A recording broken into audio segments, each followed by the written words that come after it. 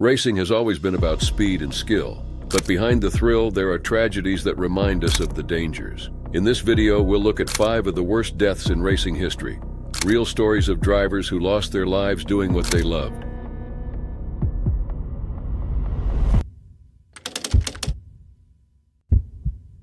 It was April 2, 2005 at Tulsa Raceway Park in Oklahoma. Shelley Howard, a 59-year-old veteran drag racer with over 27 years of experience, was preparing for a test run with her newly assembled top alcohol dragster. Shelley was a 3-time national champion and had won multiple Division IV championships, earning immense respect in the drag racing community. That night, she was joined by her son Brian, 36, who was assisting her team.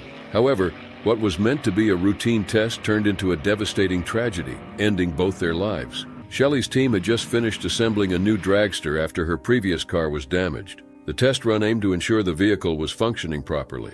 At around 10 p.m., Shelley began her run. The track was silent except for the engine's roar and the tires screeching. Initially, the dragster seemed to perform as expected, but halfway down the quarter-mile course, disaster struck. The front end of Shelley's dragster lifted off the ground, a phenomenon known as a blow-over wheel stand. This caused the car to flip mid-air, spinning 180 degrees. Experts believe Shelley may have been rendered unconscious by the intense forces. The dragster crashed back onto the track in the wrong direction, its throttle stuck open. With no control, the car sped backward toward the starting line, reaching an estimated 250 miles per hour. At the starting line, Shelley's dragster collided with the team's stationary tow vehicle, a Saturn station wagon where Brian was sitting. The impact was catastrophic. Both vehicles were sent over 200 feet into an open field. Shelley and Brian were ejected from their vehicles and died instantly. Witnesses, including Shelley's husband Paul, were left in shock and disbelief. This horrific accident was unlike anything even seasoned professionals had ever seen. Shelley's dragster had shown minor issues during earlier runs that day, vibrations and a slightly lifted front end, but nothing suggested such a catastrophic failure. Some speculated that the car's newness or a mechanical failure contributed to the accident. Despite safety measures, the dragster's high speed and unpredictable behavior made it impossible to prevent the crash. Shelley Howard was more than just a racer. Outside the track, she was a registered nurse, a devoted wife to Dr. Paul Howard, and a loving mother to her 2 daughters, Jennifer and Tracy. Her impact on the drag racing community was immense. She had inspired countless competitors with her determination and skill. The loss of both Shelley and Brian left a void in their family and among fans and fellow racers. Following the tragedy, the racing community mourned deeply. Shelley's achievements and contributions were celebrated, but the accident also showed the inherent risks of the sport. Even with advancements in safety technology, such accidents remind us how unpredictable and dangerous racing can be. Questions remain about the exact cause of the crash.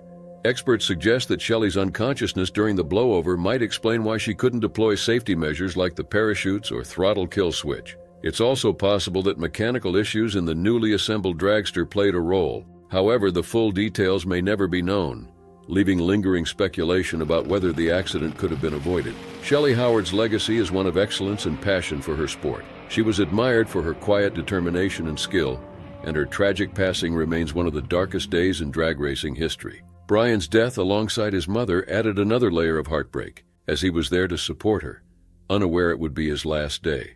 While the pain of their loss endures, Shelley's life is remembered for her remarkable achievements on the track and her love for her family. The events of that night became an example of the risks faced by racers who push the limits in pursuit of their passion. Shelley and Brian Howard will always be remembered as beloved figures whose lives touched many in and out of the racing world. It was March 5, 1977 in Kyalami, South Africa. Tom Price, a 27-year-old Welsh Formula One driver, was gaining recognition as one of motorsport's rising stars. Known for his skill, especially in challenging wet conditions, Price was seen as a future champion. His career had been steadily climbing since he entered Formula One, and many believed he had the talent to achieve greatness. Tom Price was born in Rossett near Wrexham in 1949. Unlike most Welsh athletes whose sports included rugby, football, or boxing, Price was drawn to motor racing. Starting as a tractor mechanic, he began racing locally and quickly made his mark. His breakthrough came in 1970 when he won the Crusader Championship, earning him a Formula Ford Lola T200 car. His skill caught the attention of racing teams, and he rose through the ranks with impressive speed. By 1974, Price was in Formula One with the Token team. Despite limited experience, his natural talent shone through. In 1975, he won the Race of Champions at Brands Hatch, a notable non-championship event. He also achieved podium finishes at the 1975 Austrian Grand Prix and 1976 Brazilian Grand Prix, proving his abilities among the sport's elite. Known for his daring and aggressive driving, Pryce excelled in difficult conditions, earning him respect and admiration in the racing world. When the 1977 South African Grand Prix began, Pryce was in top form. During practice, he posted the fastest lap, even beating reigning champion Niki Lauda. Though he started the race from a low position on the grid, he quickly climbed the ranks, moving from 22nd to 13th by lap 18. His determination was evident as he skillfully maneuvered through the field. On lap 21, Pryce's teammate Renzo Zorzi had a mechanical issue that caused his car to catch fire on the main straight. Zorzi pulled over, but the fire persisted. Two track marshals, 25-year-old Bill and 19-year-old Frederik Janssen van Vuuren, rushed to extinguish the flames. As they ran across the busy track, they failed to wait for a proper clearance. Bill managed to cross safely, but Janssen van Vuuren was not as fortunate. With cars approaching at high speed, German driver Hans-Joachim Stuck narrowly avoided the marshals. Unfortunately, Pryce, who was following closely, could not see them in time. Traveling at approximately 270 kilometers per hour, or 167 miles per hour, Pryce's car collided with Janssen van Vuuren. The impact was devastating. Janssen van Vuuren was fatally injured, and the fire extinguisher he was carrying struck Pryce with immense force. The extinguisher hit Pryce's head, causing fatal injuries. His car, now out of control, continued down the track before crashing into another vehicle driven by Jacques Laffite. While Laffite was unharmed, Pryce's life had already been tragically cut short. The race carried on, but the scale of the tragedy became apparent afterward. Officials initially struggled to identify Janssen van Vuuren as he was not accounted for among the marshals. The deaths of both Pryce and the young marshal shocked the motorsport community. Pryce's passing was a tremendous loss, especially to his hometown in Wales, where he was regarded as a hero. Many believed he had the potential to become Wales's first Formula One world champion. His untimely death left fans and fellow racers wondering how far his career could have gone. In the aftermath, Pryce's memory was honored through various tributes. A book titled Tom Pryce, Memories of a Welsh Star, celebrated his life and achievements, underscoring the immense loss to the sport. Efforts were made to commemorate him in his hometown, including a campaign to raise funds for a statue. This initiative, known as #What'sYourDream, showed Pryce's journey from a humble mechanic to an acclaimed Formula One driver. Pryce's story continues to inspire, reminding many of his extraordinary talent and determination. Though his life was tragically brief, his legacy endures as a symbol of ambition and the pursuit of one's dreams.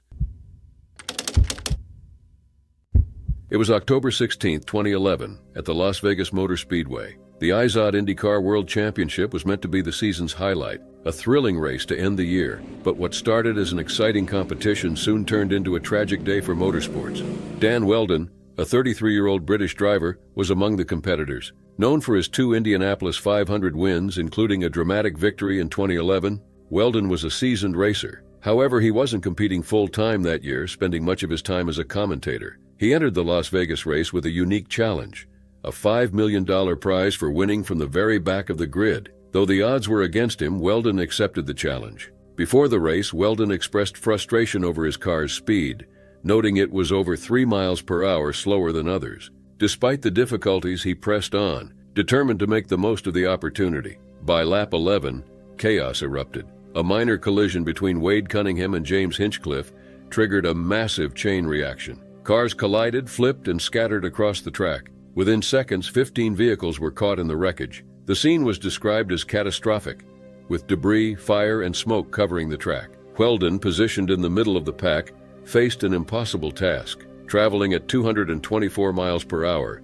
he tried to avoid the destruction but collided with another car, sending his vehicle airborne. It soared 325 feet before hitting a catch fence. The impact was devastating, causing severe damage to the car and resulting in fatal injuries. Rescue crews worked quickly to free Wheldon, and he was airlifted to a nearby hospital. Despite their efforts, he was pronounced dead on arrival. His loss sent shockwaves through the racing community. The race was immediately stopped, and a somber tribute followed. Drivers completed a 5-lap procession in Wheldon's honor, while his car was displayed alone on the scoring pylon. Bagpipes played Danny Boy and Amazing Grace as the crowd mourned a fallen champion. Dan Wheldon's career had been extraordinary. Born in Emberton, England, he excelled in karting from a young age before moving to the United States in 1999 to advance his career. After working his way through various racing series, he debuted in IndyCar in 2002. By 2005, he won his first Indianapolis 500 in the IndyCar Championship, securing his status as one of the sport's best. In 2011, Wheldon made a stunning comeback during the Indianapolis 500. On the final lap, a competitor crashed, allowing Wheldon to secure victory by leading only one lap, the last. It was his second win at the prestigious event. Despite this triumph, Wheldon struggled to secure a full-time racing seat. His participation in the Las Vegas race was driven by the $5 million challenge, a decision that ultimately led to the tragic accident. Investigations into the crash revealed that several factors contributed, including high speeds, the track's design, and how the cars interacted. These findings prompted changes in car safety and race procedures to prevent future tragedies. Wheldon's death deeply affected his family, including his wife Susie and their two young children. The racing world mourned his loss, remembering him not just for his skill but for his charisma and passion for the sport. A public memorial in Indianapolis and a private funeral in Florida brought together family, fans, and fellow drivers to honor Wheldon's life and legacy. His story, though tragic, left a lasting impact on motorsports, inspiring ongoing efforts to improve driver safety. Dan Wheldon remains a beloved figure in racing, remembered for his talent, determination, and the mark he left on the sport. It was May 1, 1994, at the San Marino Grand Prix in Imola, Italy. Ayrton Senna, a three-time Formula One world champion, was at the height of his career. Known for his daring skills on the track, Senna was both admired and controversial. To his fans, especially in Brazil, he was more than just a racer. He was a symbol of hope. But on this day, his career and life would come to an abrupt and tragic end. The weekend leading up to the race had already been marked by devastating incidents. During Friday's practice session, Rubens Barrichello, a fellow Brazilian driver, suffered a severe crash that left him injured but alive. The atmosphere turned even darker on Saturday, when Austrian driver Roland Ratzenberger lost his life in a fatal crash during qualifying. It was the first driver fatality in Formula One in over a decade, and it deeply affected the racing community, including Senna. Senna, visibly shaken, spent the night before the race discussing the need for improved safety measures. He debated whether to race the next day, but ultimately decided to participate in honor of Ratzenberger. The race began under a tense and overcast sky. Senna, determined as always, was leading when tragedy struck on the 7th lap. While navigating the high-speed Tamburello corner at 310 kilometers per hour, or 193 miles per hour, Senna's car veered off the track and slammed into a concrete wall. The impact caused a piece of the suspension to break loose and strike his helmet, leading to fatal injuries. Despite immediate medical attention, Senna passed away at the hospital hours later. The world was stunned. Ayrton Senna, a legend in the sport, was gone. His death left fans, fellow racers, and the motorsport community in disbelief. An investigation revealed that a modification to the car's steering column, intended to improve safety, had likely failed, contributing to the crash. However, some experts suggested other factors, such as tire issues, might also have played a role. To this day, the exact cause of the crash remains a topic of debate. Senna's death marked a turning point for Formula One. The Fédération Internationale de l'Automobile implemented major safety reforms. Tracks were redesigned, car safety standards were improved, and new devices like the head and neck support system were introduced to prevent similar tragedies. Senna's funeral in Brazil was a monumental event. Millions lined the streets of Sao Paulo to bid farewell to their hero. The country declared 3 days of mourning, and his coffin was carried through the streets on a fire truck. Friends, family, and racing rivals, including Alain Prost, attended to honor his memory. Even after his death, Senna's legacy continued to grow. His family established the Instituto Ayrton Senna, a non-profit organization dedicated to improving education for underprivileged children in Brazil. The foundation has since provided countless opportunities for young people, reflecting Senna's passion for making a difference beyond the racetrack. Senna's memory is preserved in various ways. Statues, memorials, and tributes around the world honor his contribution to the sport and his fearless spirit. At the Imola circuit, where he tragically lost his life, a statue of Senna stands as a reminder of his legacy. What might have happened if Senna had chosen not to race that day? Would the modifications to his car have been avoided? While these questions remain unanswered, one fact is clear. Ayrton Senna's life and death brought lasting changes to Formula One. His commitment to excellence and safety reshaped the sport, saving countless lives in the process. Ayrton Senna will forever be remembered as one of Formula One's greatest drivers, a legend whose influence continues to inspire racers and fans alike.